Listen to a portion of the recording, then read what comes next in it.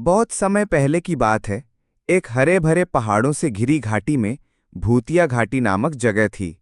इस घाटी के पास एक शांत नदी बहती थी, जिसकी लहरों में अजीब सी आवाजें सुनाई देती थीं, जैसे कोई कुछ कहना चाहता हो। इस घाटी से होकर दो व्यापारी गुजरते थे, रामू और श्यामू। रामू बहुत ईमानदार और दयालु था। वो हर किसी की मदद करता और मुनाफा कमाने से ज्यादा लोगों की भलाई में विश्वास करता। वहीं श्यामू चालाक और लालची था। उसे सिर्फ सोना चांदी और मुनाफा चाहिए था। एक दिन दोनों व्यापार के लिए पास के गांव से लौट रहे थे।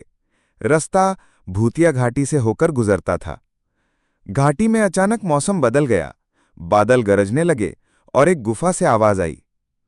जो सच्चा है वो रहस्य पा जाएगा, जो झूठा है वो गुम हो जाएगा। श्यामू डर गया, लेकिन रामू ने कहा, अगर कोई जरूरत में है तो हमें उसकी मदद करनी चाहिए। दोनों ने मिलकर गुफा के अंदर जाने का फैसला किया। गुफा में घुसते ही दरवाजा अपने आप बंद हो गया। अंधेरा था, लेकिन दीवार पर पुरानी चित्रकथाएं बनी थीं। दो व्यापारियों की, जिनमें से एक ने लालच में सब खो दिया था और एक ने सच्चाई से खजाना पाया था। इतने में एक भूत प्रकट हुआ, लेकिन वो डरावना नहीं, शांत और उदास था। भूत ने कहा, मैं इस घाटी का रक्षक हूं। सैकड़ों साल पहले मुझे मेरे ही दोस्त ने लालच में मार दिया।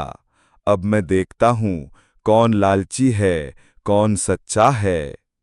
श्यामू डर गया और भागने की कोशिश करने लगा, लेकिन दरवाजा बंद था। रामू बोला, अगर तुमने धोखा खाया तो हम तुझे मुक्ति दिलाएंगे, बस हमें बताओ कैसे।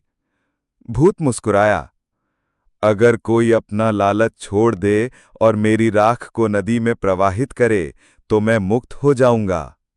रामू ने तुरंत अपनी थैली में रखा कीमती सामान निकालकर एक छोटी थैली में भूत की राख रखी और नदी की ओर बढ़ा। श्यामू ने मना किया, ये पागलपन है, खजाना यहीं कहीं है। रामू ने नदी में राख प्रवाहित की। अचानक आसमान साफ हो गया। भूत मुस्कुराते हुए बोला, रामू, तेरी सच्चाई ने मुझे मुक्ति दी। ये लो, सच्चे दिल वालों के लिए असली खजाना।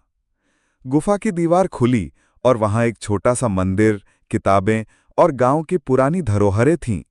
रामू ने उस खजाने को गांव के स्कूल और अस्पताल में लगा दिया।